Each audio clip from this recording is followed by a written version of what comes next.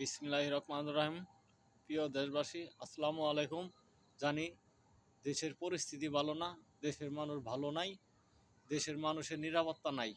5 জুলাই পর থেকে যেসব ছাত্র নেতারা জনতারা নেতৃত্ব দিছে, এদের কোনো নিরাপত্তা নাই। এরা নিরাপত্তায় থাকতে পারতেছে না। আইন শৃঙ্খলা বাহিনী কোনো কাজ করতেছে না। কার কারণে করতেছে না? আমি প্রধান উপদেষ্টা ডক্টর মহোদয় এনুস সাহেবের বলি, আপনি প্রধান উপদেষ্টা হয়ে দায়িত্ব পালন করতেছেন। একজন প্রধানমন্ত্রীর যেটা উপদেষ্টা, প্রধান উপদেষ্টা এটাই।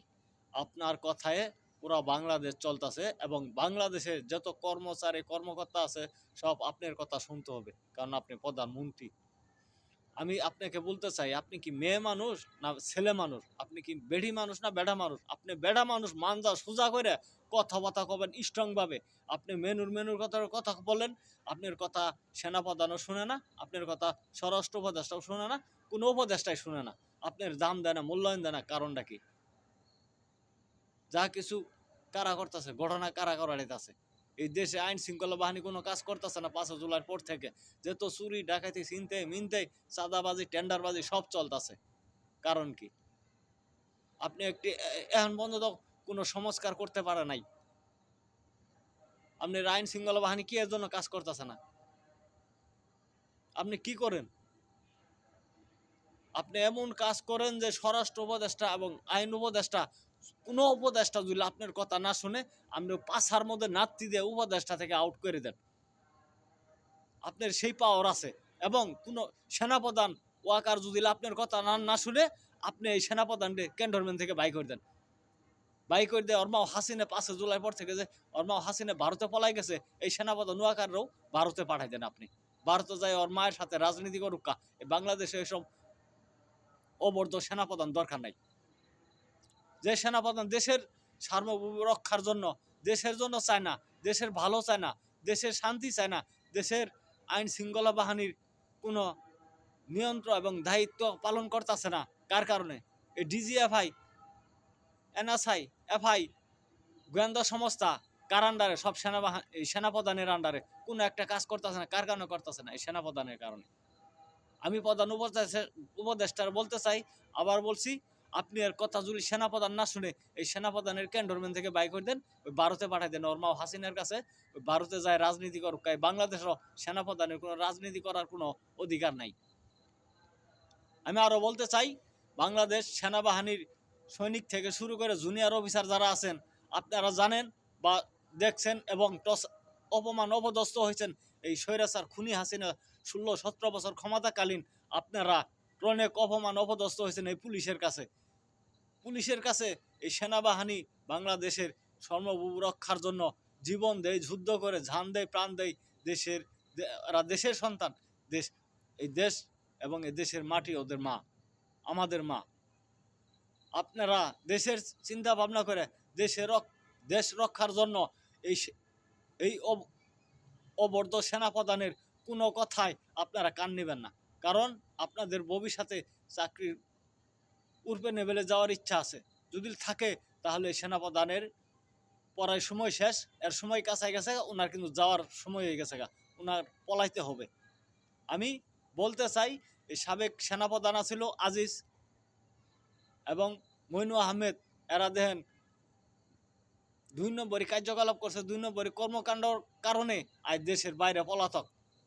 এদের যে মা বাপ ভাই বোন ফ্যামিলি দেশে আছে, মরলে যে আয় মাটি দিব, মাটিটা পর্যন্ত দিতে পারবো না এই মইনু আহমেদ এবং এই কুখ্যাত সন্ত্রাস সেনাপ্রধান আজিজ মাদারচুদ। এদের ফ্যামিলি মরলেও বাইরে থেকে আয় মাটি দিতে পারবো না, আইলেই গোয়া মারা খাবো। এই এই এই এই দুধের দশা, এই দুধের তরিখে ধরছে এই ওয়াকার সেনাপ্রধান। কারণ হাসিনা ওর আত্মীয়, আমলিগের নিষিদ্ধ করছে, ছাত্রলীগ নিষিদ্ধ করছে, এদেরও ট্রেগেল দিয়ে দেশে টিকে রাখার জন্য এই স্বরাষ্ট্র উপদেষ্টা এবং আইন উপদেষ্টারে দিয়ে অনেক কিছু চাইল খাটাইতেছে। এবং শেষে বিএনপিরে ধরছে। বিএনপির কেন্দ্রীয় নেতা 3-4টা আছে, সালাউদ্দিন কাদের, মির্জা ফখরুল, মির্জাফর, মির্জা আব্বাস, মির্জাফর, এদের দিয়েও নিয়ন্ত্রণ করাবার চেষ্টা করতেছে। ভারতের দালাল হিসেবে কাজ করতেছে এইসব মাদারচুদেরা। আমি বলতে চাই, সৈনিক থেকে শুরু করে যারা আছেন জুনিয়র অফিসার, আপনাদের কাছে দৃষ্টি আকর্ষণ করছি, অনুরোধ করছি, এই সেনাপ্রধান ওয়াকারের কথায় আপনারা কোনো কাজ করবেন না।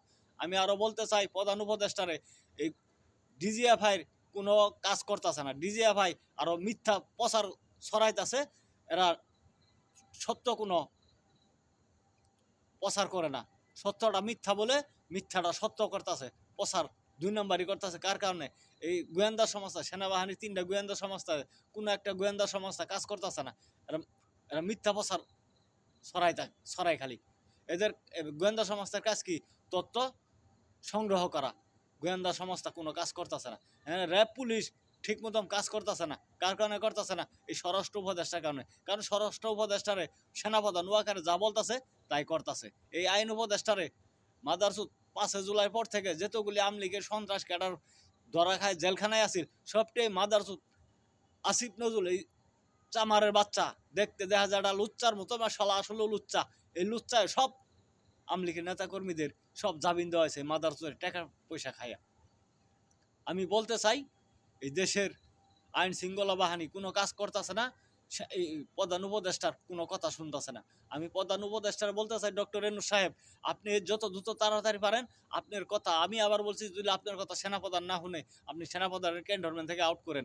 এবং যেগুলি উপদেষ্টা আছে ভারতের দালাল হিসেবে কাজ করতেছে, ভারতের এজেন্ট হিসেবে কাজ করতেছে, প্রত্যেকটা উপদেষ্টাকে আপনি গুহার মতো শর্ট দিয়ে দেশের বাইরে পাঠাই দেন। এইসব উপদেষ্টা দরকার নেই।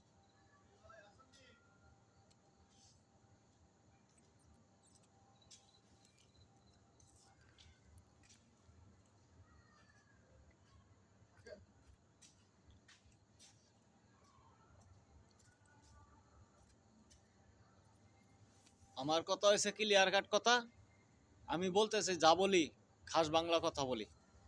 এখনো সময় আছে, আপনি 2টা উপদেষ্টারে চেঞ্জ করেন। একটা হলো স্বরাষ্ট্র উপদেষ্টা চাইন্দে জাহাঙ্গীর, আর একটা হলো মাদারসুদ আসিফ নজরুল।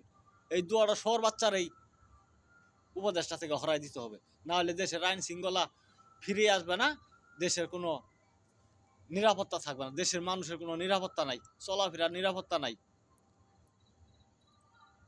আমি দৃষ্টি আকর্ষণ করছি ছাত্র জনতারে এবং এনসিপি, ইনকিলাব, গণ অধিকার পরিষদ, ইসলামী 8 দলীয় জোটের নেতৃবৃন্দকে অনুরোধ করব, আপনারা সবাই ঐক্যবদ্ধ হয়ে যত দ্রুত তাড়াতাড়ি পারেন এই 2টা উপদেষ্টাকে তাড়াতাড়ি আউট করুন। 24 ঘন্টার ভিতরে যদি আপনারা এদের পদত্যাগ না করাতে পারেন, তাহলে আপনাদের চলাফেরার কোনো নিরাপত্তা থাকবে না। আপনারা কখন কোন জায়গায় যে আপনাদেরও মাইরা হারবো, কোনো আইন শৃঙ্খলা বাহিনী কোনো কাজ করবে না।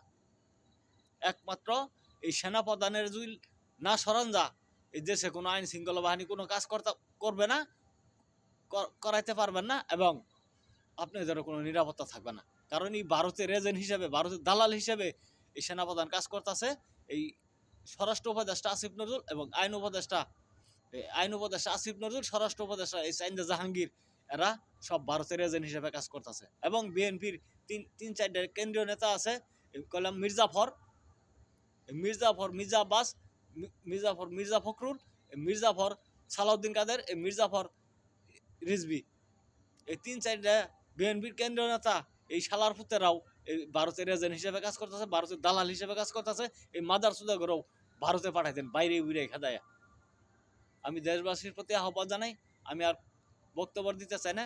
আপনারা সবাই ঐক্যবদ্ধ হয়ে ভালো থাকুন, সুস্থ থাকুন, সেফে থাকুন, সাবধানে চলাফেরা করুন। ধন্যবাদ সবাইকে। আসসালামু আলাইকুম।